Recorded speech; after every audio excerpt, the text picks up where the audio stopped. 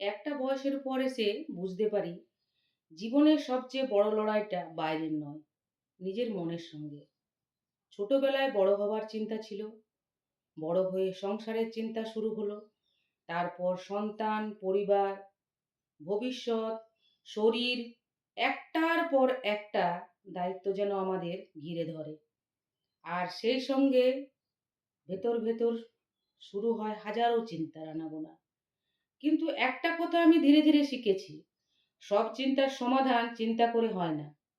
অনেক সময় আমরা এমন কিছু নিয়ে উদ্বিগ্ন হই যেগুলো এখনো ঘটেইনি।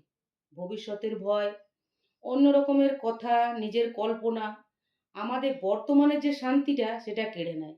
মনকে শান্ত রাখার প্রথম উপায় হলো সবকিছু নিয়ন্ত্রণ করার চেষ্টা না করা।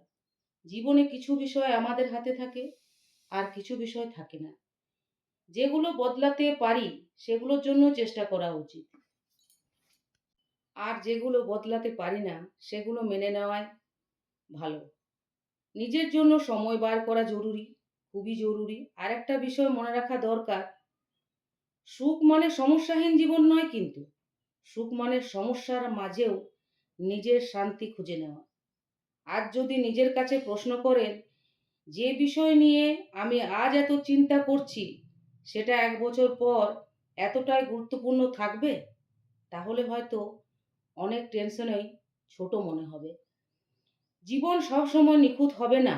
আমরা যদি প্রতিদিন একটু একটু করে কৃতজ্ঞ থাকতে শিখি, অপ্রয়োজনীয় চিন্তাগুলোকে ছেড়ে দিতে শিখি, তাহলে মন অনেকটাই হালকা হয়ে যাবে। কারণ শান্তি বাইরে কোথাও নেই।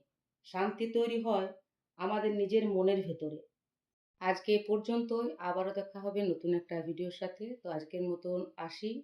টাটা। আপনারা প্রত্যেকে ভালো থাকবেন, সুস্থ থাকবেন আর নিজের শরীরের খেয়াল রাখবেন।